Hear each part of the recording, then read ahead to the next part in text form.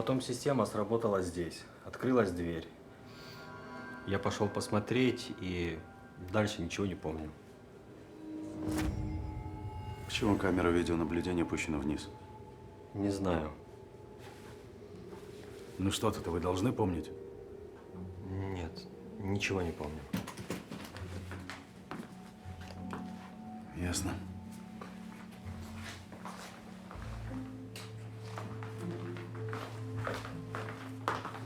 Что происходит?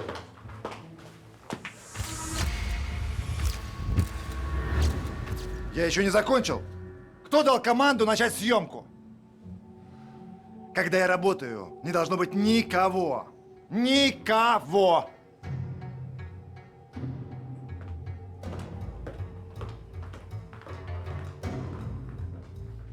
Тебя это тоже касается.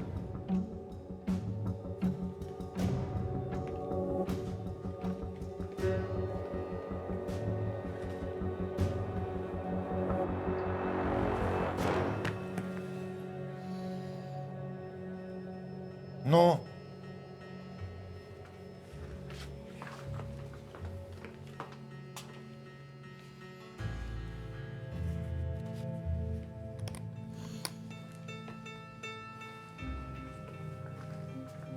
Вы закончили? Уже можно? В камеру никто не заходил. Странно. А камеру видеонаблюдения кто-то трогал?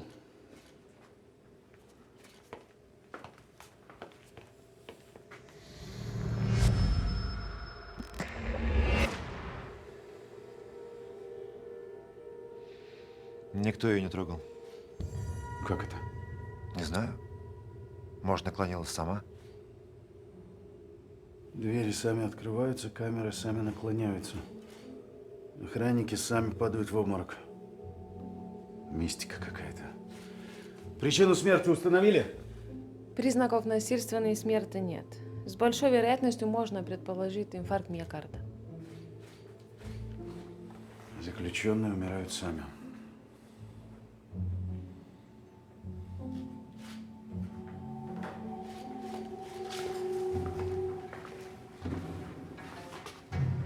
А с этой точки все хорошо видно.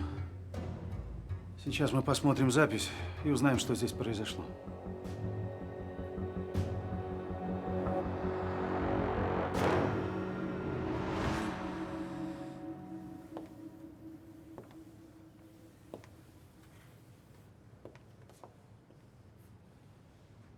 Вы сервировали не тот стол. Простите?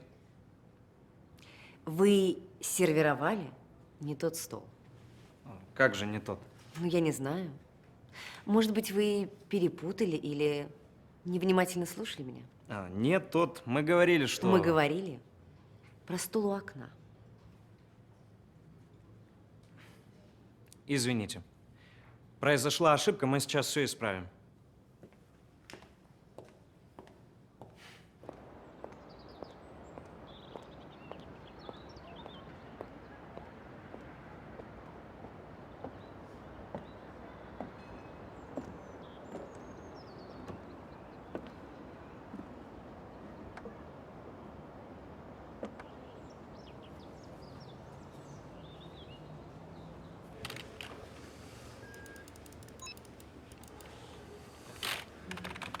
Ничего не понимаю.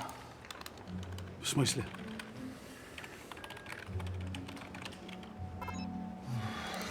Нет доступа к файлам записи. Бред какой-то. Раньше такое было? Нет. Интересно. Ничего не получается. Понятно.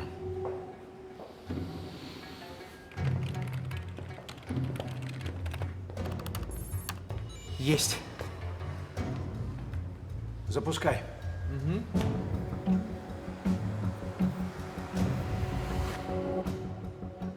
Что за хрень? Я... Не знаю. С кодеком что-то не то.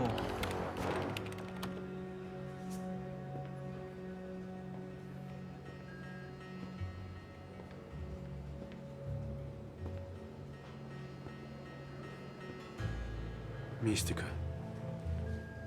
В камере заключенного электронный замок срабатывал? Я ничего не могу сказать. Произошла системная ошибка всего профиля безопасности.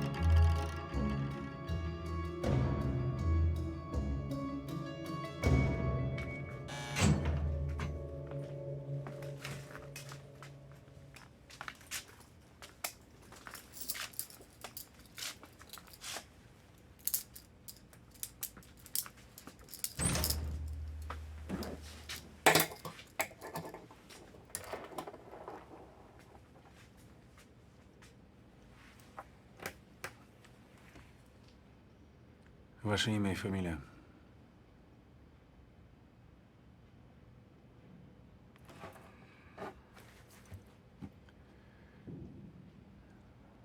Ваше имя и фамилия?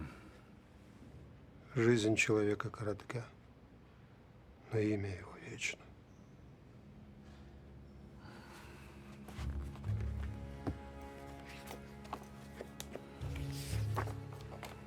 Вам знакомы эти люди?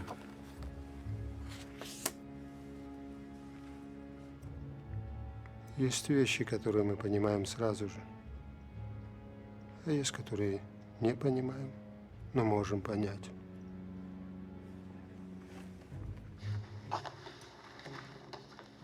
Откуда у вас на плече такая татуировка? Нет ничего, кроме мысли о текущем мгновении. Откуда у вас такая же татуировка?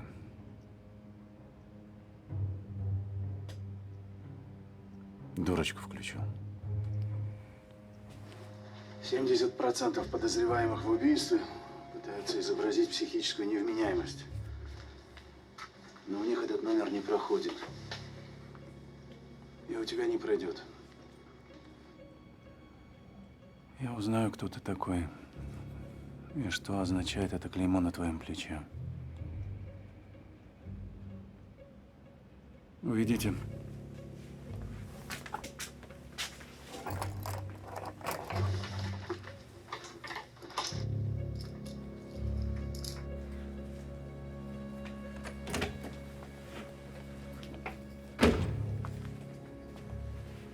От психа косит. Победа и поражение – это вопрос временных обстоятельств. Чтобы избежать позора, нужно выбрать иной путь. Смерть. Он не кость под психа. Он цитирует Бусидо. Бусидо? Самурайский кодекс чести. Необходимо усилить меры безопасности. Передай, пожалуйста, соль, салат не до соли. Пожалуйста. Спасибо. Привет. Ну что ж, теперь можно подавать горячее.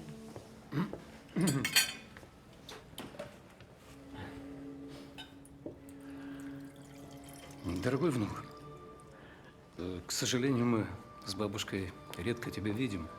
Ты уже совсем взрослый. Я бы хотел, чтобы ты стал настоящим мужчиной. Таким, как твой... Как твой дедушка. Пей уже. С днем рождения. Поздравляю. С днем рождения. А здесь очень мило. Кстати, шеф-повар этого ресторана настоящий француз. Это Жюльен по-марсельски? По-леонски. Это Жюльен по-леонски. Ну что ж, попробуем.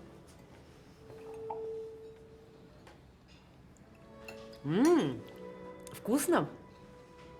Может быть, ты хоть что-нибудь попробуешь? Здесь все натуральное. Луку много. А я, например, перед тем, как положить лук в жульен, сначала обдаю его кипятком, тогда он не так горчит. Надо же. Первый раз слышу, чтобы ты готовила жюльен. Я много чего готовлю. И жульен тоже. Конечно, что же еще делать, когда совсем нечем заняться? Остается только кухня. Нет, вот мне как раз есть чем заниматься. У меня есть дом, семья, муж. Извините.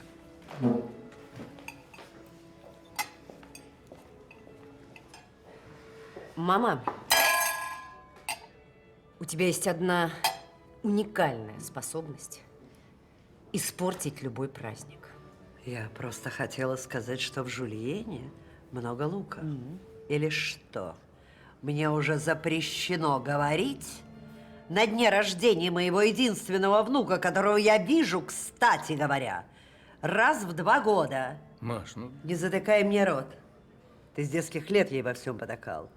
И вот тебе итог. Скоро 40, а ни мужа, ни работы. Ты куда? В туалет. Мама, почему ты вечно разрушаешь мою жизнь? За что ты меня так ненавидишь? Подай салфетку. Господи, из-за какого-то лука.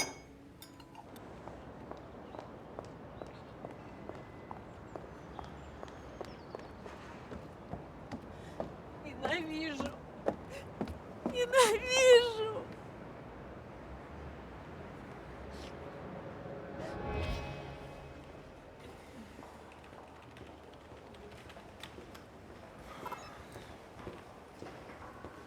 Ну что?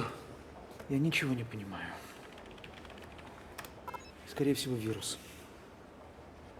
Ген, отсканируй отпечатки, посмотри по нашей базе и отправь запросы во все остальные. Гена, это срочно. Я понял, понял. Товарищ полковник, подпишите. Что это? Кто такой Семенов? Врач-инфекционист. Он должен провести вакцинацию наших сотрудников от гриппа. Я совсем забыл. Срочно.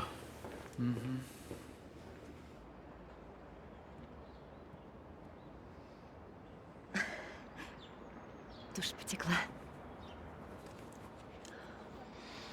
Спасибо. Просто иной раз необходимо выплакаться в мужское плечо. Ты прости, пожалуйста. Ты всегда можешь воспользоваться моим. Только звони заранее.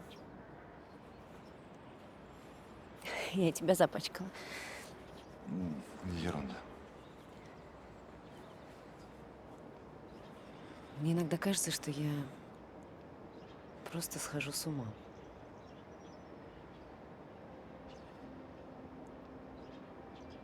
Я тебя понимаю. Даже больше, чем ты думаешь.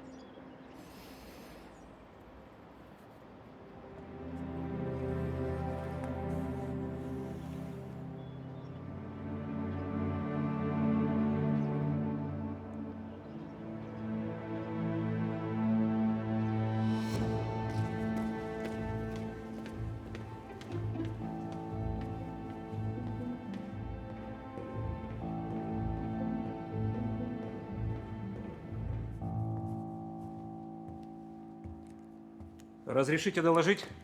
Докладывайте. Пришел запрос.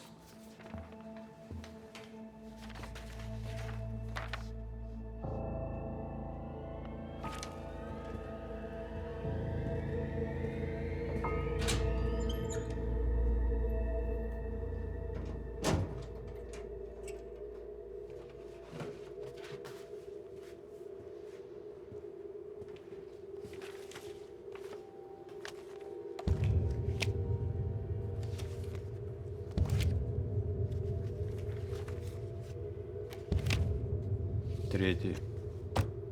Тоже мертвый? Никак нет. Живой.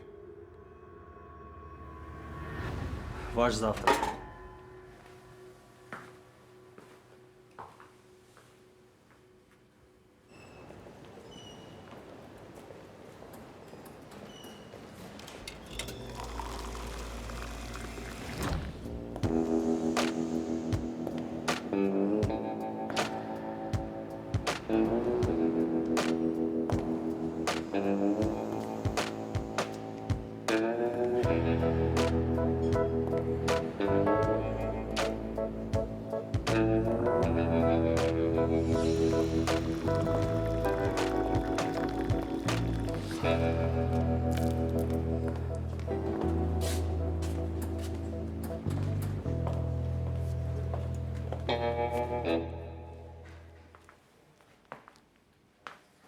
Товарищ сержант. В чем дело, Бурков? Вот. Что, голодовку объявил? Ну, забирай, в журнале отметишь.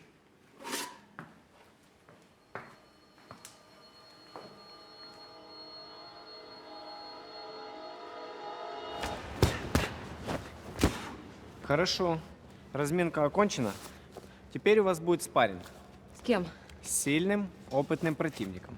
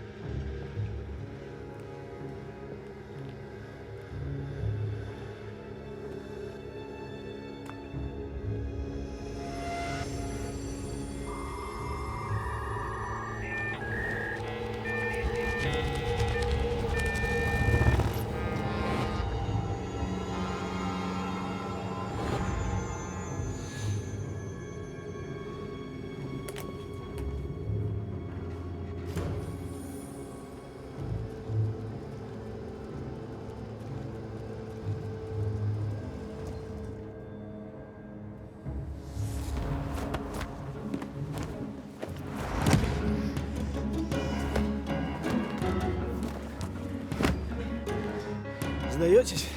Ни за что. Ну, мне так даже лучше. Вам не стоило отвлекаться во время поединка.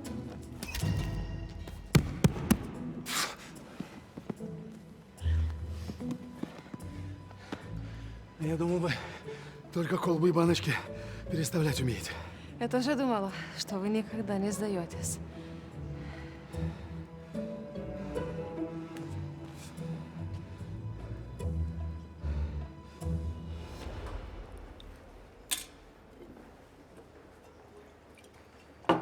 Возьмите.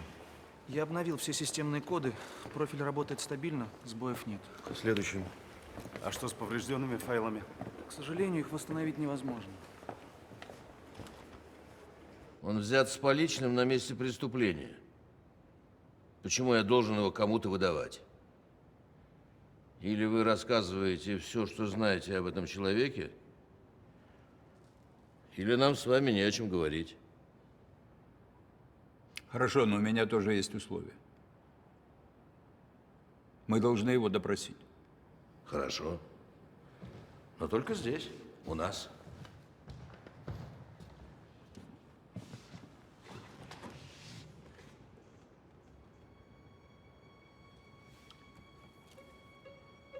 Задержанный вами снайпер – это майор Губарев Олег Анатольевич, 75-го года рождения. И где же служит этот майор? Служил в отряде особого назначения 1354. Вот откуда эти татуировки. Татуировки – это их собственная самодеятельность. Отряд был создан для выполнения особо опасных и деликатных заданий, поэтому официально нигде не значился. Это был, скажем так, эксперимент. Очень интересно. Какое-то время отряд успешно справлялся с поставленными перед ним задачами, но однажды тщательно проработанная операция пошла не по плану. Бойцы должны были захватить и доставить живыми 2 террористов, но они убили их при задержании, якобы при попытке к бегству.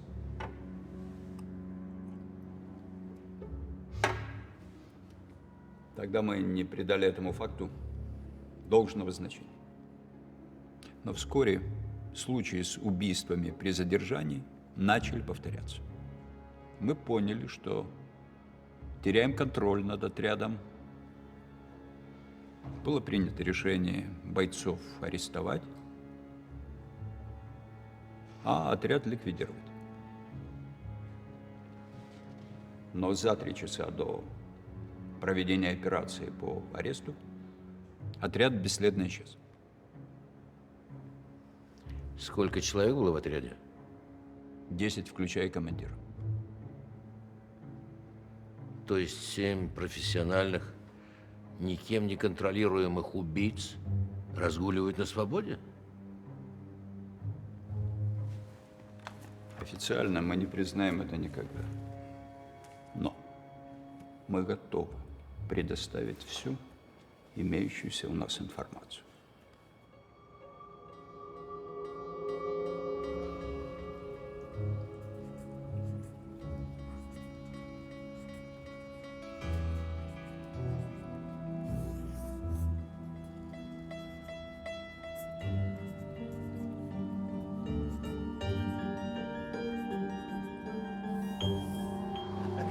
Еще один. Давай. 2 еврея решили убить Гитлера. Узнали, что он каждый день в 6 утра выходит на пробежку. Пришли заранее, сели в кусты, ждут. 5:00 Гитлера нет. 6:00 Гитлера нет. 7:00 Гитлера нет. 8:00 Гитлера нет.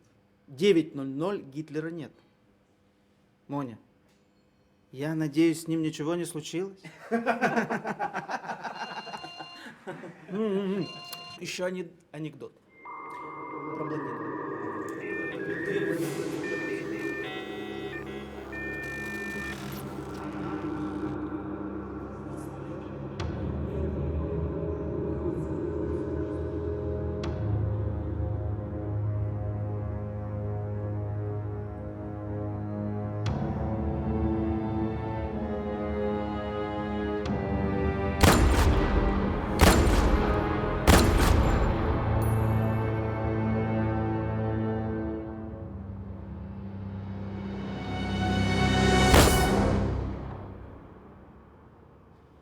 Барков отошел в сторону, я даже внимания не обратил. Потом слышу выстрелы. Оборачиваюсь, еще выстрел, и он падает. Я ничего толком понять не успел.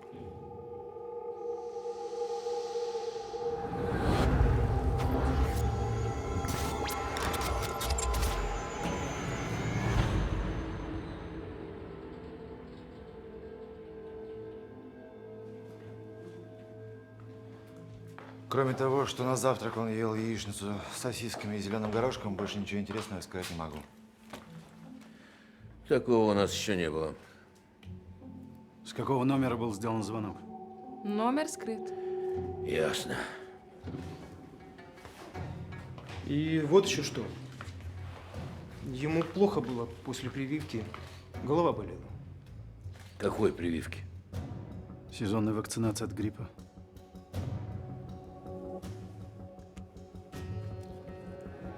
Он обнял меня и прижал к себе. Вы плакали? Нет.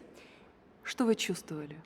Ну, я почувствовала себя защищенной, что ли. Вам захотелось прижаться к нему, прикоснуться. Да. Быть слабой, то есть женщиной.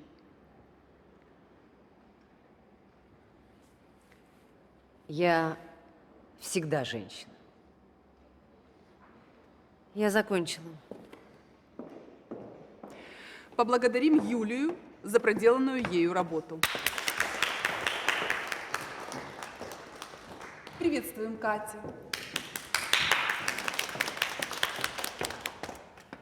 Катя, как прошла ваша эмоциональная неделя? Ужасно. Намного хуже, чем предыдущая.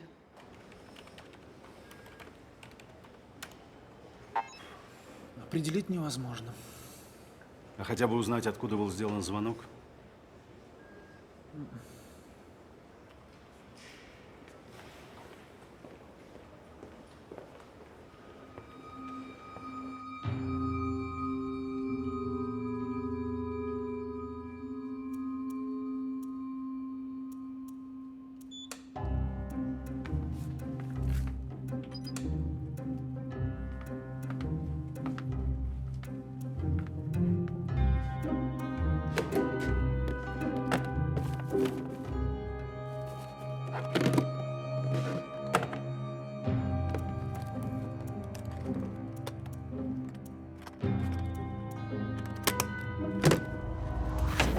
Иногда я прямо вижу, как опускаю его головой в эту кастрюлю с супом. Но вы же сдерживаете себя.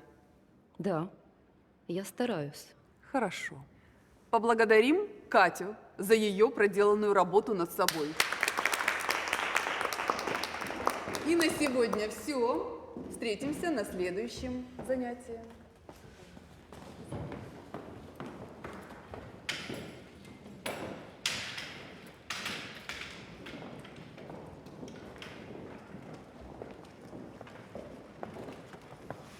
Скажите, пожалуйста, а долго мне сюда еще ходить? Вы должны пройти весь курс терапии по управлению гневом. И только тогда, когда я увижу, что вы полностью научились владеть собой, стали эмоционально открытой, я сниму вас с учета. Ну и регулярные анализы, подтверждающие, что вы воздерживаетесь от приема психотропных и наркотических препаратов. Но я не принимаю... До свидания. Всего доброго. Стул заберите, пожалуйста.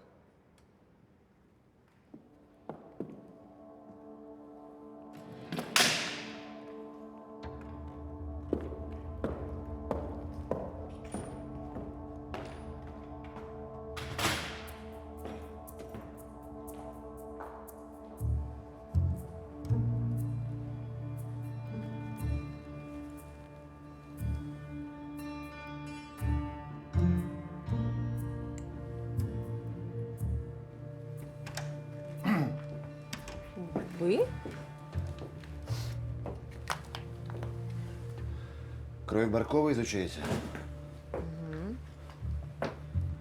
Есть что-нибудь интересное? Я не до конца уверена. Вы не находите здесь ничего странного?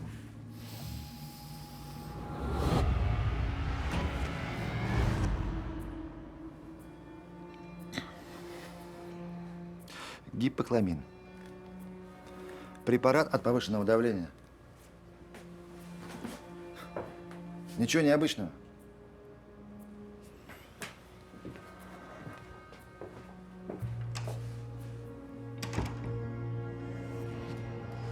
Вакцинацию у нас проводят уже 4-й год. И никогда никаких эксцессов. Вряд ли мы найдем здесь что-то интересное.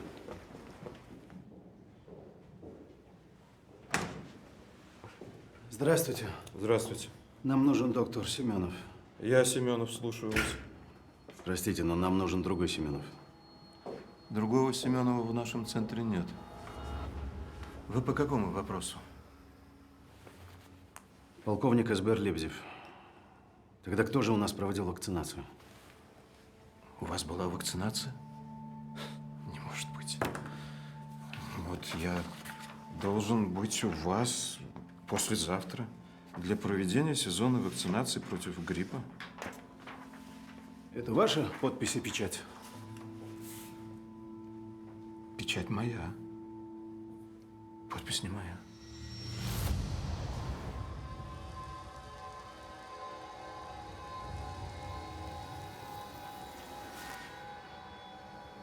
Что? Если у вас вдруг появится какая-то информация, позвоните, пожалуйста. Конечно. Конечно.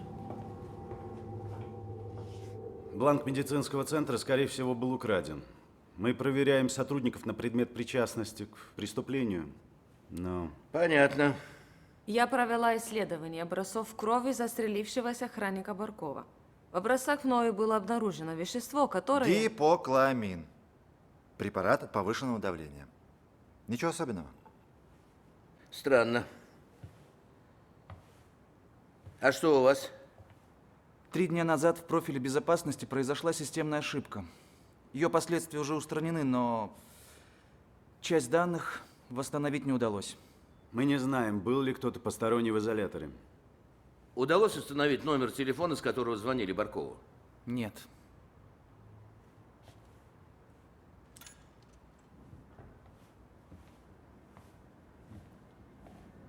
По полученной информации, против нас действует преступная группировка, предположительно состоящая из бывших членов отряда особого назначения 1354. Некоторые из этих лиц вам знакомы. Старший сержант Гладких Иван Николаевич, он же капитан полиции Шевцов. Старший сержант Найденов Роман Петрович, он же Чернышов. Капитан Говорев Олег Анатольевич, задержанный нами снайпер. Все 3 мертвы. Теперь о тех, кого мы не знаем.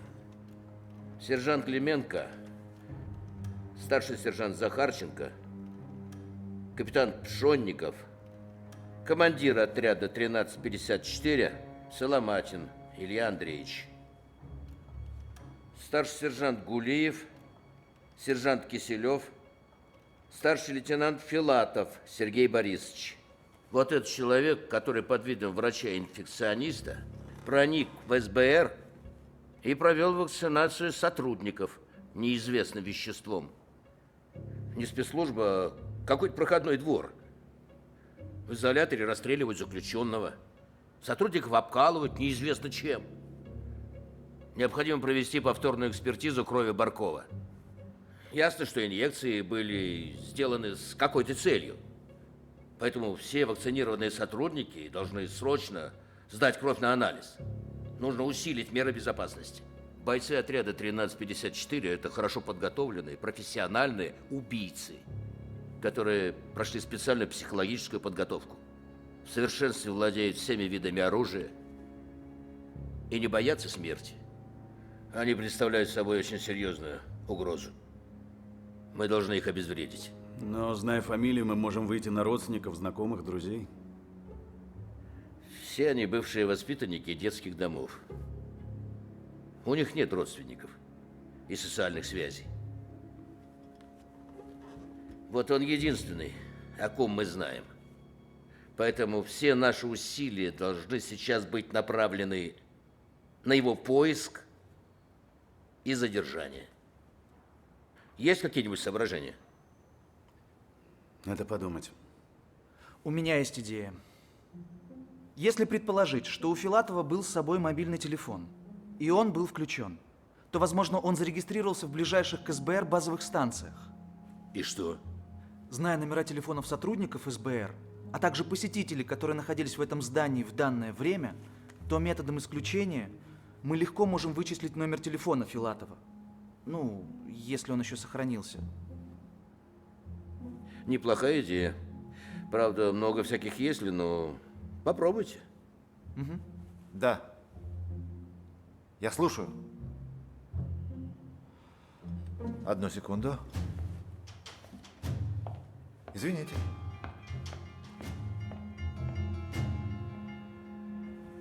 Так, теперь прошу всех ознакомиться с планом мероприятий по усилению режима безопасности.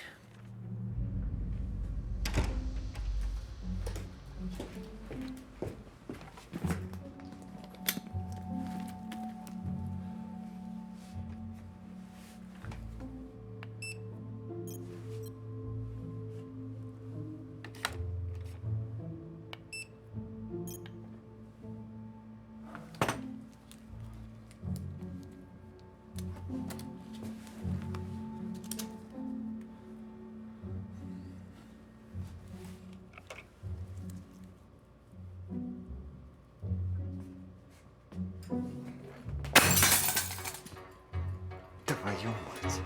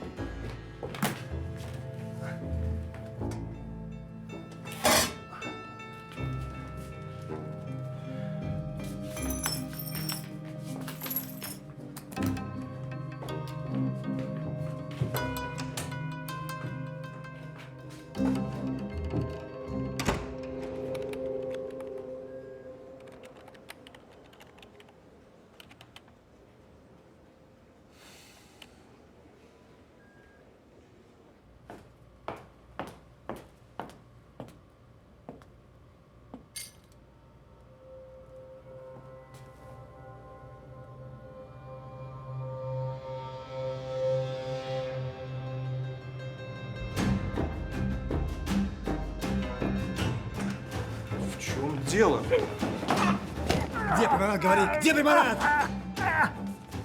Что ты подмешал в вакцину, сволочь?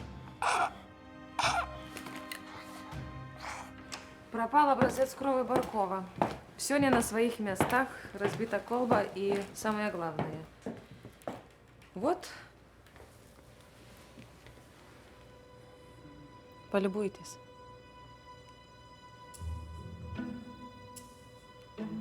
Очень интересно. Что мне делать?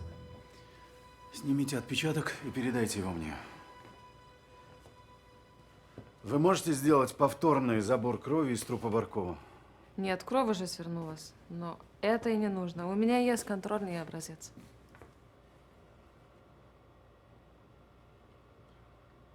То есть вы можете продолжать исследование? Да. Отлично, продолжайте. Да, и, пожалуйста, никому пока о случившемся не говорите.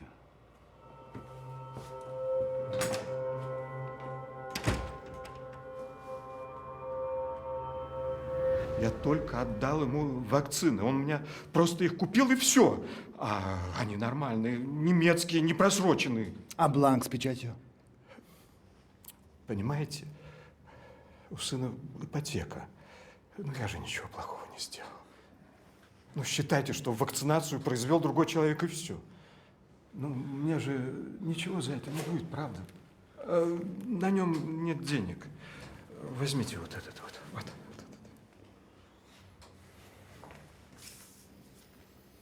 Набирайте.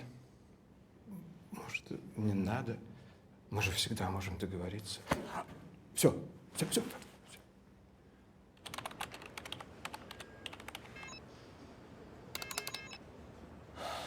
Он был без телефона.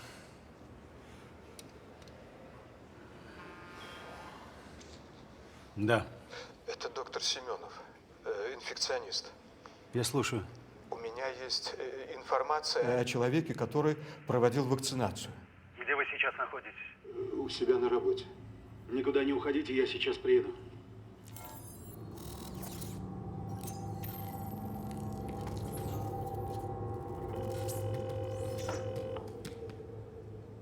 Слушаю. У нас утечка информации. Если вы скажете обо мне хоть слово. Что? Конечно. Ни в коем случае. Ни в коем случае.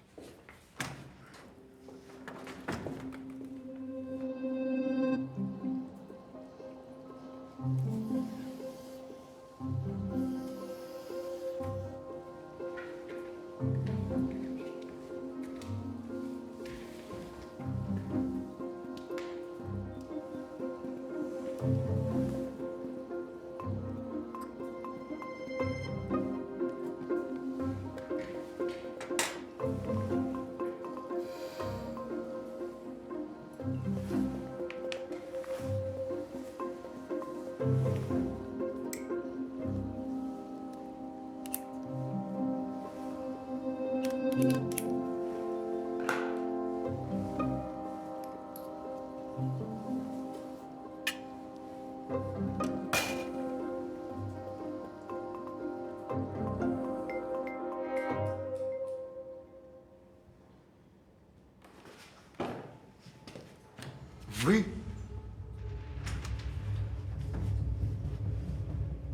Будете вести себя тихо, останетесь живы.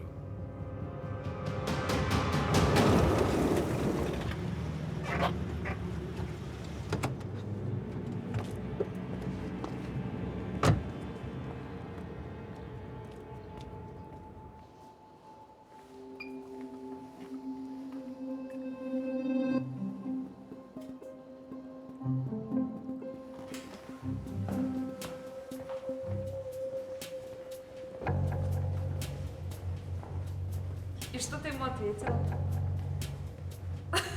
Зачем? Здравствуйте. А он что?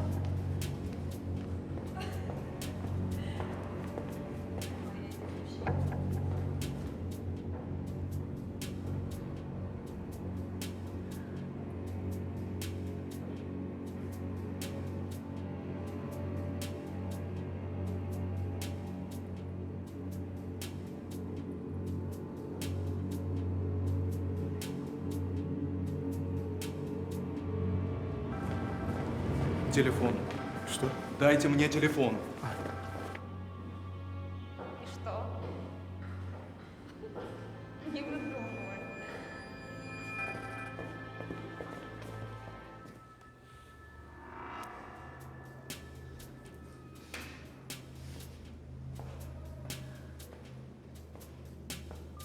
В настоящий момент абонент недоступен.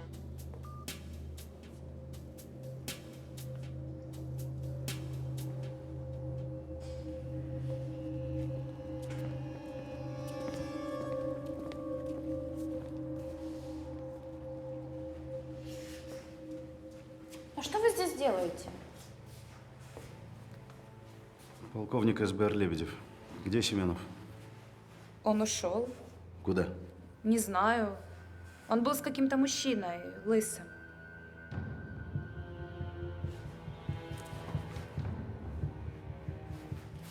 Этим? Да. Спасибо, вы свободны.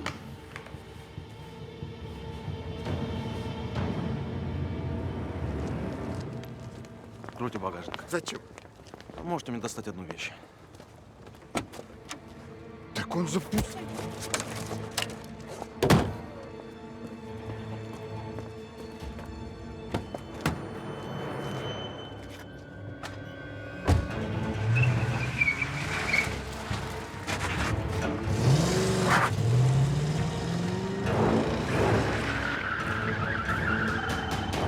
На связи. Гена, проверь телефон Семенова.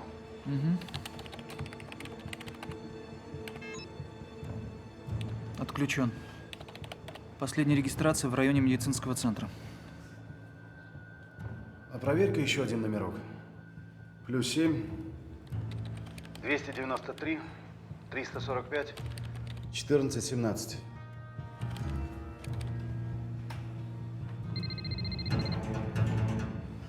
В сети. Движется по дороге А-908 в западном направлении. Отлично. Вызывай подкрепление.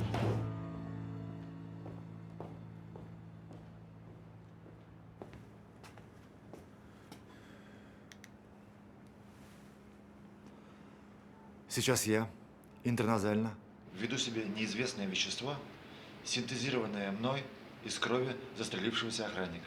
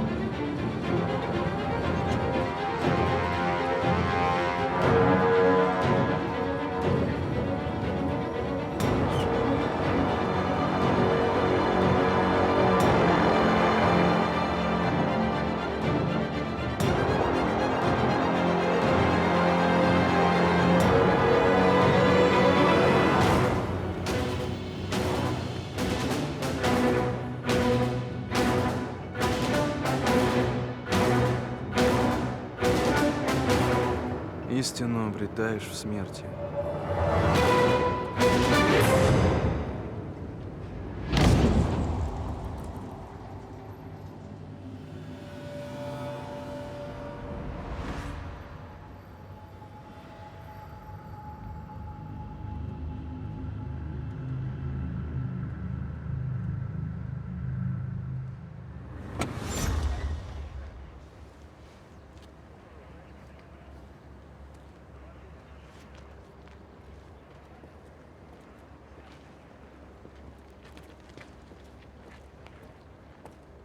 Товарищ полковник,